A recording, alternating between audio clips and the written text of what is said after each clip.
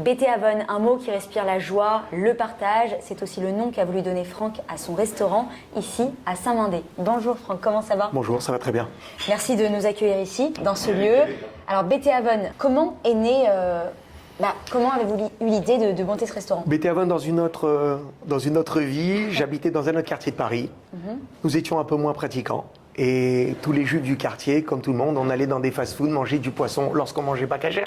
Et un jour, une opportunité m'est venue de pouvoir donner à manger à la communauté cachère. Un local s'est présenté et je me suis lancé, j'ai dit allez, c'est le moment de donner à manger à ma communauté. Alors aujourd'hui, donc vous êtes ici à Saint-Mandé. Qu'est-ce qui vous a plu directement dans ce local? Qu'est-ce qui vous a tapé dans l'œil en fait? L'emplacement. Je suis à côté du bois de Vincennes, un cadre, je pense, privilégié. La proximité de chez moi, j'habite pas très loin.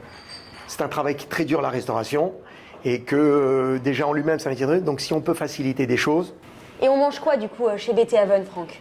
Ah, quelle question! J'attendais cette question pour faire découvrir un peu ma carte. J'ai une multitude d'entrées, froides, chaudes, à partager, individuelles. Vous pouvez manger un houmous bassar dans les règles de l'art. Vous aimez pas le houmous? C'est pas grave. Je vous mets patate douce bassar. Vous êtes en mesure de manger un carpaccio. Vous êtes en mesure de manger, j'ai un super foie gras. Vous êtes en mesure de manger une assiette de merguez. C'est convivial. C'est tunisien. Vous êtes en mesure de manger après une super salade lorsque vous faites attention le midi. Et vous pouvez finir par le dessert, le Graal. C'est un restaurant tunisien, on a dit? Oui. Le podium. Le Zabayon, harissa, fraise. zabayon. Vous voulez prendre un dessert léger? Je vous propose une coupe de fraises avec de la glace au citron en chiffonnade. En chiffonnade. En chiffonnade. Carrément. Pas une boule de glace, de la glace au C'est de l'art. citron en chiffonnade. C'est de l'art. Mais non, on ne dit pas qu'on mange avec les yeux, on mange avec les yeux d'abord. Il faut que ça soit appétissant. Les spécialités de Beteavon, c'est quoi du coup? Spécialité de Beteavon. Alors je ne vais pas dire une entrecôte, c'est pas une spécialité. Mais ce que j'ai en spécialité, 2 plats chaque jour, régulièrement, sont proposés à la clientèle en dehors de la carte. Ça veut dire que si vous venez pas, par exemple, un mardi, tous les mardis, je fais couscous au poisson. C'est un minag. Tous les jeudis, je fais une mlohia. Plat que des fois des femmes ne veulent pas cuisiner. Oh, c'est costaud. Mlohia avec du pain italien. Il faut garder la culture, parce que la religion juive, il y a un mot qui résume la religion juive, c'est la transmission. Donc tout ce que nos parents et nos grands-parents faisaient, que maintenant la nouvelle génération, comme vous, vous ne faites pas, vous êtes en mesure de retrouver. Vous savez pas? Je me doute. Vous êtes sûrement plutôt pavé de saumon et palais d'haricots verts champignons. C'est vrai. Et est-ce qu'on peut parler un peu de l'ambiance? Parce que dès que je suis rentrée dans le restaurant, cette musique israélienne, un peu aussi tunisienne.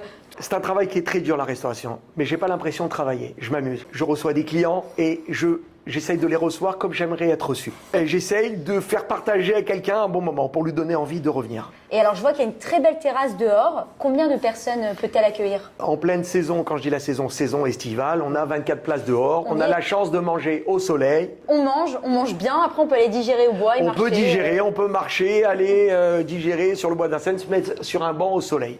Alors on m'a dit que vous étiez très connu ici à Saint-Mandé, à Charenton, et que vous aviez un surnom par rapport au monde de la restauration. Du coup, vous pouvez nous en dire un peu plus?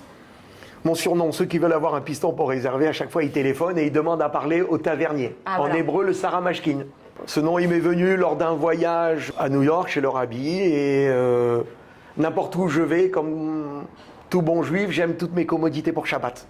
Je suis parti chargé avec bourra, boutard, pour passer un bon Shabbat et faire partager avec tous les amis qui étaient avec moi. Donc ce surnom m'est venu, on m'a surnommé, t'es le tavernier, t'es le Saramashkin de notre communauté. En tout cas, ça impose. Et alors, en parlant de Shabbat, vous proposez aussi des plats de Shabbat? On a la chance d'avoir une belle structure au niveau cuisine. Ok. J'ai une super équipe. Shabbat, c'est ce qu'on fait de mieux. J'ai un associé qui maîtrise à la perfection cette production et donc jusqu'à jeudi soir, on est en mesure de prendre des commandes pour montrer que c'est très frais. On est en mesure de faire des plats de Shabbat, des salades de Shabbat, les chalotes. C'est-à-dire vraiment la personne, elle se met à table, clé en main. D'ailleurs, pour donner une anecdote, le vendredi, je ne m'occupe pas des clients, moi. Je ne m'occupe pas du restaurant, je m'occupe que de Shabbat. C'est vraiment extraordinaire. Je fais mon étalage comme un magasin, comme un stand, comme un coroner.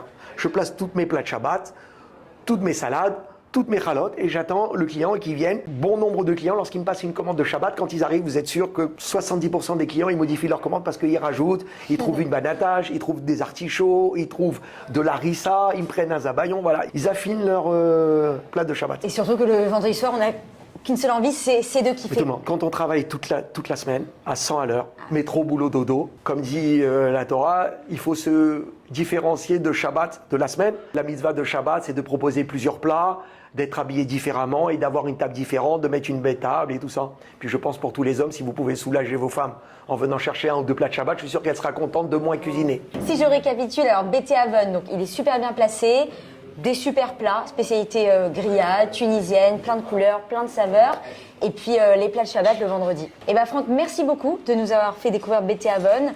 On va maintenant goûter tous les plats. On va faire vous découvrir un montrer peu tout ça. les plats culinaires de BT BT Haven. Haven. Merci de nous avoir accueillis. Merci à vous. Merci, plaisir. on vous accueille et chacun aura son accueil personnalisé. C'était BT Haven pour Alloger le live et bah, bon appétit.